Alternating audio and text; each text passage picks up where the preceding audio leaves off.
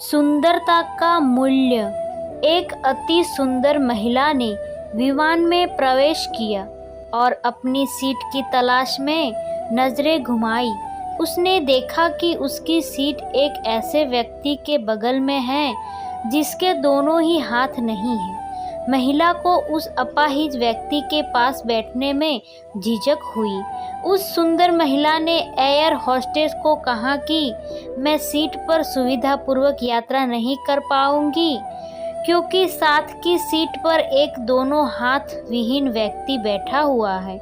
उस सुंदरी ने air hostess ने सीट बदलने हेतु आग्रह किया। असहज हुई एयर होस्टेस ने पूछा, मैम क्या मुझे कारण बता सकती है? सुंदर महिला ने जवाब दिया, मैं ऐसे लोगों को पसंद नहीं करती। मैं ऐसी व्यक्ति के पास बैठकर यात्रा नहीं कर पाऊंगी।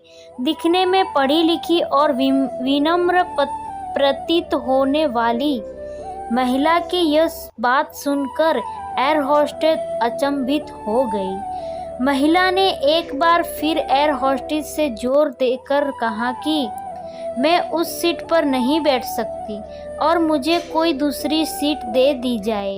एयर होस्टेस ने खाली सीट की तलाश में चारों ओर नजर घुमाई पर कोई भी सीट खाली नहीं दिखी। एयर होस्टेस ने महिला से कहा कि मैडम, इस इकोनॉमी क्लास में कोई सीट रिक्त नहीं है, किंतु यात्रियों की सुविधा का ध्यान रखना हमारा दायित्व है। अंत में विमान के कप्तान से बात करती हूँ, कृपया तब तक थोड़ा धैर्य रखें। ऐसा कहकर एयर होस्टेस कप्तान से बात करने चली गई। कुछ समय बाद उसने लौटकर महिला को बताया, मैडम आपको जो असुविधा हुई उसके लिए बहुत खेद है। इस पूरे विमान में केवल एक सीट खाली है और वह प्रथम श्रेणी में है। मैंने हमारी टीम से बात की और हमने एक असाधारण निर्णय लिया। एक यात्री को इकोनॉमिक क्लास से प्रथम श्रेणी में भेजने का कार्य हमारी कंपनी ने ऐतिहासिक में पहली बार हो रहा है। सुंदर महिला अत्यंत प्रसन्न हो गई, किंतु इसके पहले कि वह अपनी प्रतिक्रिया व्यक्त करती और एक शब्द भी बोल पाती, एयर होस्टेस उस अपाहिज और दोनों हाथ विहीन व्यक्ति की ओर बढ़ गई और विनम्रता पूर्वक उसने पूछा, सर क्या आप प्रथम श्रेणी में जा सकेंगे?